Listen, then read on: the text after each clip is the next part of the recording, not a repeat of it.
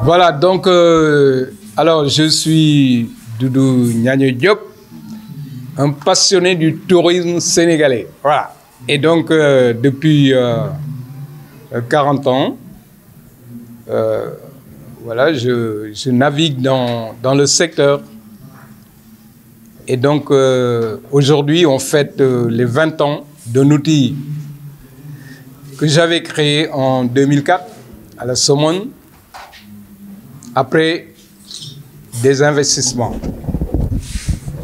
Il y avait une cause et il y avait aussi une raison de le créer, cet outil qui s'appelle ONITS, Organisation nationale pour l'intégration du tourisme sénégalais, qui avait pour but de nous unir, de réunir nos forces, nos connaissances, nos compétences pour pouvoir faire face aux problématiques du secteur.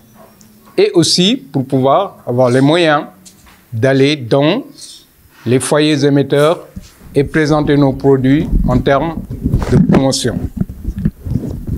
Nous avons aussi comme mission de quelques objectifs qui étaient de créer un tourisme, un salon interrégional. Ça aussi, on l'avait fait avec nos frères gambiens, qui s'appelait le Mboka. On en a fait 4 à la place de l'Indépendance, à la mairie de Dakar, ici à Thiès, à la promenade des Thiessois, et puis en Gambie aussi. Donc c'est un outil qui était très bien, qu'on va d'abord reprendre, parce que le pays a connu des soubresauts. Il y a eu déjà Ebola, il y a eu le Covid, et puis il y a les problèmes sociopolitiques qui ont fait qu'il y a eu un temps d'arrêt. L'autre objectif, c'était d'aller dans le cadre de la formation professionnelle des jeunes. C'est une époque où on parlait de tourisme durable, d'écotourisme, de tourisme responsable, etc.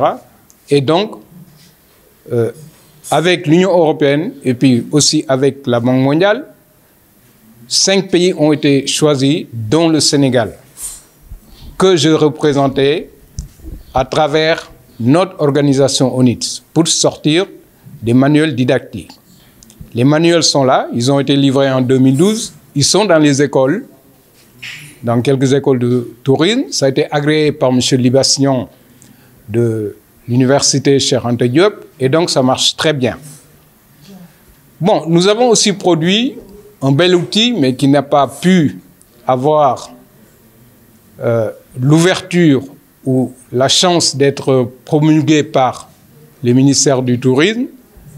C'était de voir comment les Sénégalais pouvaient aller dans les structures hôtelières, mais avec une formule différente de celle qui a été proposée tout le temps, c'est-à-dire moins 50% pour le Sénégalais, et ça ne marche pas.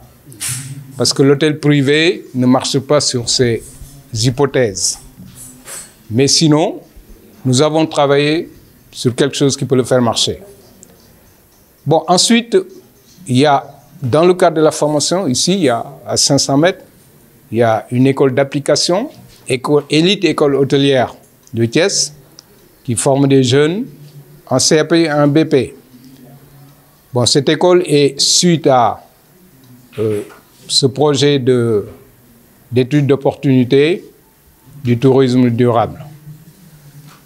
Et aujourd'hui, le Sénégal connaît un autre visage dans le cadre de la politique, parce que c'est un autre gouvernement qui est là, qui est différent de tout ce qui a pu diriger le pays et qui est venu avec un projet.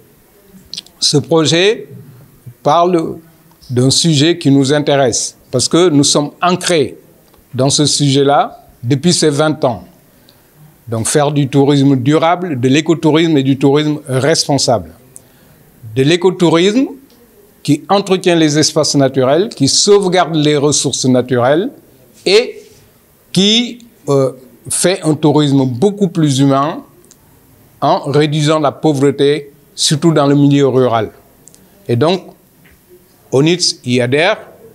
Nous allons repenser ONITS, nous allons impliquer davantage d'autres créneaux du secteur et surtout des jeunes. Parce que vous savez, vous créez une petite infrastructure touristique, hôtelière en milieu rural, ou on va dire dans les terroirs, on va dire dans l'arrière-pays, et vous savez, vous créez tout de suite minimum 10 emplois. Pourquoi 10 emplois? Parce que si vous voulez faire de la bonne prestation, parce que notre métier est prestation de service pour 80%. Et donc, il faut, à la réception du personnel, il faut dans les chambres du personnel, la cuisine, il faut du personnel, le restaurant, il faut du personnel, s'il y a une piscine, il faut une piscine, vous voyez. Donc, c'est un métier pourvoyeur d'emploi. Et comme il est pourvoyeur d'emploi, surtout d'emplois jeunes, moi, j'invite tous les Sénégalais à appuyer ce métier, ce créneau, pour pouvoir résoudre le problème, au moins d'une partie de certains jeunes en milieu rural. Ça, c'est important. Bon, ensuite, on va accompagner aussi, je pense, la politique qui va se faire. Bon, personnellement, de ma part, je vais accompagner. Pourquoi? Parce que je crois que notre pays est aujourd'hui à la croisée d'une Afrique émancipée. Nous avons des atouts indéniables parce que tout le monde en parle. Mais maintenant, comme tout le monde en parle, tout le monde le connaît, il faut être pragmatique et mettre des projets concrets pour pouvoir avancer. Ici, à 10 minutes, nous allons avoir un aéroport international. Il va faire partie des premiers de l'Afrique. Donc je crois que Thiès a un atout important et essentiel qu'il faut penser, qu'il faut encourager et qu'il faut aussi accompagner pour l'avenir des jeunes. Vous savez, moi j'avais dit ici, à Loucagne par exemple, ça fait 30 ans que je le dis, à Loucagne peut être un berceau de tourisme intégré. Pourquoi? Parce que le paysage, il est fait pour ça. Des petites structures vont faire marcher le maraîchage, le transport, l'artisanat, etc. Surtout que notre artisanat ici, à Thiès, bon, il est à requalifier. Et c'est très bien qu'aujourd'hui, on nous amène l'artisanat et le tourisme dans la même tutelle. J'applaudis. Donc, pour ne pas trop s'étendre, maintenant je pense que si vous avez des questions à poser sur le secteur, je suis prêt à vous répondre. La Covid n'est pas aux oubliettes. C'est peut-être, oui, bon. Nous, dans notre secteur, bon, il y a toujours des précautions à prendre. Bon, maintenant, si c'est pour tout un commun, c'est peut-être dans les oubliettes. Mais au niveau mondial, dans les hôtels, etc., les précautions sanitaires, tout ça, les gens sont très attentifs. Bon, par ailleurs, la Covid, vous savez, en 2020, moi j'étais le premier invité de Dianobi, de M. Maodo Faye. J'ai osé en parler parce que personne ne voulait en parler. Et vous savez, on l'a traversé et le Sénégal s'en est bien tiré. Et on applaudit. Mais il faut vous dire que la Covid n'était pas seulement la première calamité qui a frappé le Sénégal et qui a endommagé notre tissu industriel. Avant, il y a longtemps, peut-être vous étiez un peu plus jeune, il y avait le choléra qui avait fait le même impact. Bon, après, on avait Ebola aussi, hein, et tout dernièrement, nous avons des problèmes socio-économiques, hein, sociopolitiques plutôt, qui ont un petit peu perturbé le secteur, mais ça ira. Je crois que le pays... Vous avez documenté cet impact-là? L'impact... Vous avez évalué? Évalué, non, parce que de toute façon, beaucoup d'hôtels d'entre nous sont fermés, parce que il ne faut pas oublier, hein, le Covid s'est déclaré fin 2019, 2020, 2021 jusqu'à 2022, il y avait les impacts négatifs du Covid dans notre secteur. Et puis après, il y a les problèmes politiques jusqu'à aujourd'hui. Donc on applaudit que ça s'est bien passé et puis que le pays commence à redevenir calme. C'est important. Assalamu alaikum, maa ngi leen di nuyu yéen ñëpp journalistes yi seen tur ak seen sant. Bon ndaje bi lu ko waral tey mooy dañu créé woon suñu benn kuréel bu ñuy wax ONIT, Organisation nationale pour l'intégration du tourisme sénégalais, boo xam ne nii dafa doon regrouper petites structures yi de 1 chambre à 50 chambres. Donc c'était assez restrictif. Pourquoi? Parce que bokkuñu les mêmes problèmes, bokkuñu les mêmes réalités que les grosses structures multinationales. Bon, on dit déjà multinationales parce que ce sont des capitaux étrangers.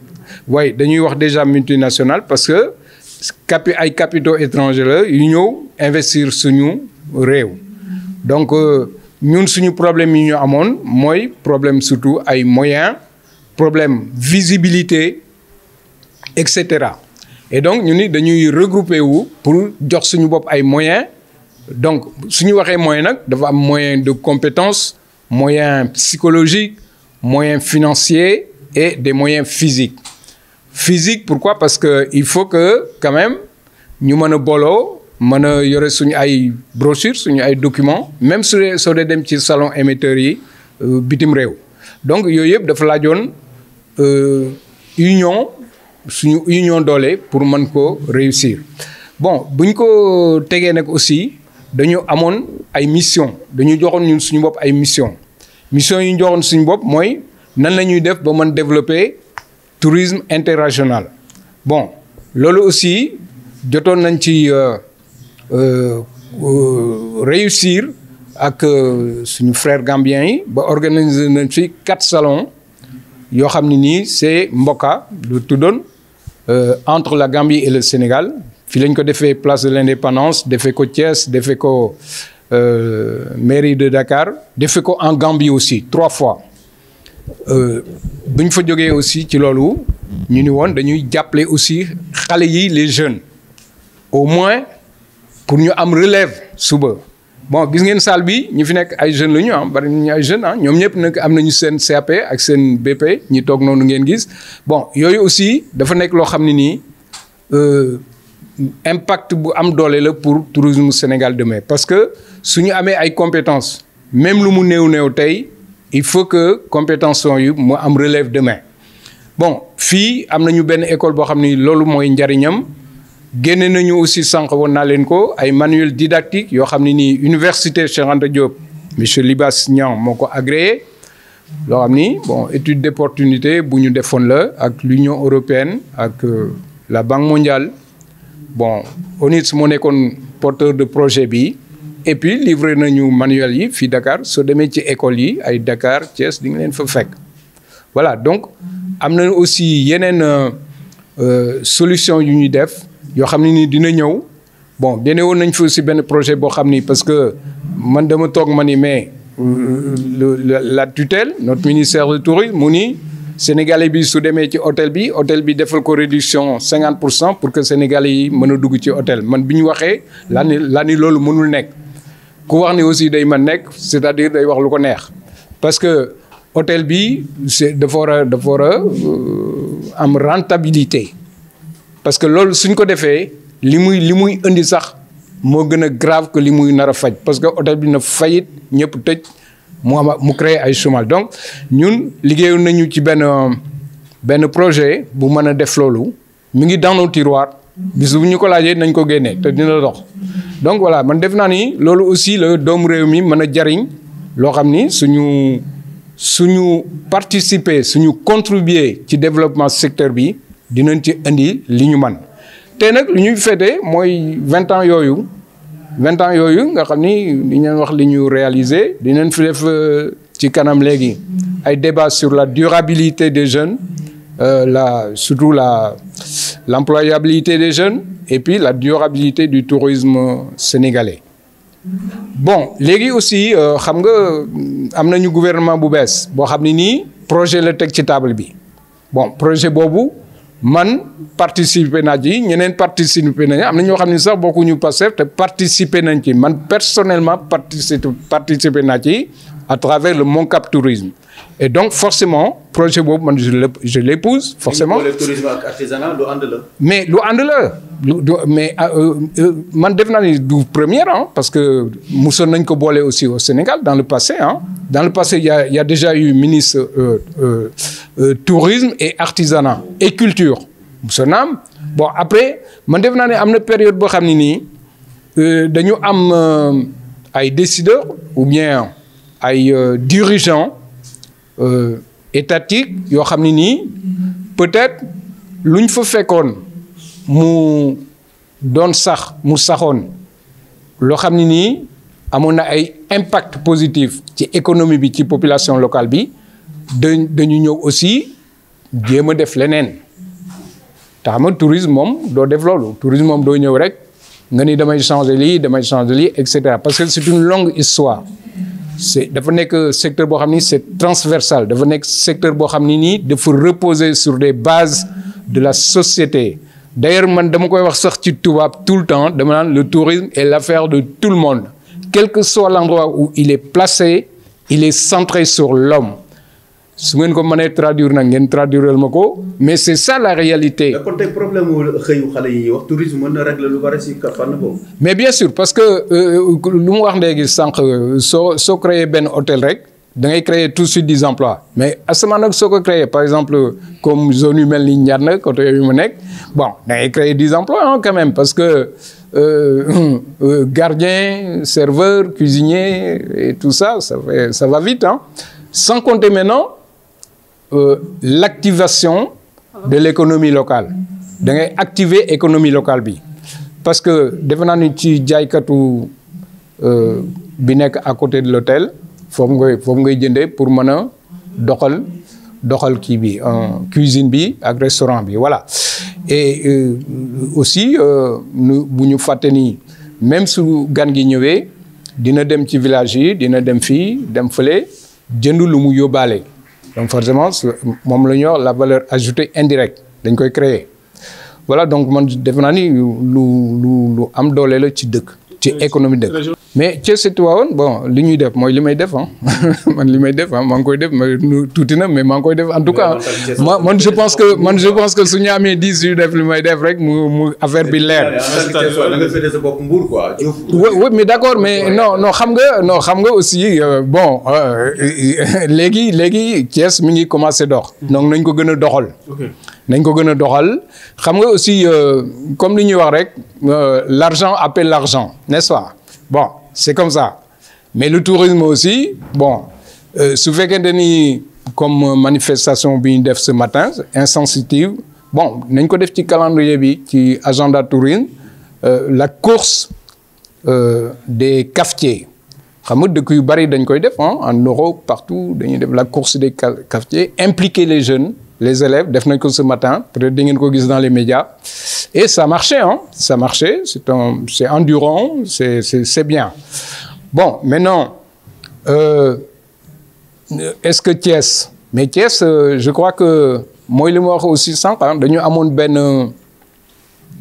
benn potentialité muy àllukañ 30 ans ma ciy wax ni àllukañ mën nañ fi développer tourisme intégré parce que paysage bi moo ko mayee donc tourisme intégré mën na nekk pôle d'attraction boo xam ni ay 10-15 auberges campement mën nañ fa nekk de 1 à 50 chambres. Donc, vous pouvez imaginer, si nous devons réussir, ce qui crée une valeur ajoutée pour les Thiessois. Mais malheureusement, Thiès ville nouvelle, il faut prévoir, surtout pour le tabac. Oui, mais Sénégal, il faut faire l'économie. D'ailleurs, j'ai un livre pour l'Oro, l'évolution du tourisme par rapport à notre espace naturel, nos ressources naturelles. Bientôt, sur le marché. Dafa yàgg Sénégal parce que man bu muy jógee Xombol di dem fële ci Mbour di jàngi bon man je me rappelle dafa amoon ay cours d'eau Somone Ngaparou Nianing et cetera yooyu yëpp dañ leen fàtt def fa ay kër. Bon aujourd'hui l'avenir les Sénégalais suñu buggee investir sur la Petite Côte ça va être impossible. Pourquoi? Parce que amatul espace. Les capacités de charge dañ ko dépasser bu yàgg boole ci la spéculation. Donc pour revenir à Aloukagne qui m'est très cher dama ni Aloukagne mënoon nañ ci aussi prévoir ay postes yoo xam ni c'est pour du développement économique et social pour les jeunes de Thiès surtout que loolu la ñu am fii après Aloukagne amatul leneen bon maintenant su fekkee ne ni Aloukagne bi yëpp dañ ko def ay maisons, ay appartements, ay affaires yoo xam ne nii dañ koy jaay ñoo xam ne nii peut-être Lompoul lañ jógee wala feneen ils ont le droit mais bon les Thiessois d'abord excusez-moi les Thiessois d'abord parce que c'est leur patrimoine, c'est leur bien et puis ça garantit le bien-être à l'avenir. C'est un combat de perdu pour tout le monde et les Non, moi non, moi je perds jamais un combat parce que moi je suis pas un défaitiste. Jusqu'à présent, je me bats pour... Mais vous savez, hein, dans notre métier, le premier qualificatif pour être un bon agent du tourisme, c'est la générosité. Oui, voilà, yéwen. Bon, c'est un métier pour ramener so yéwenul mom.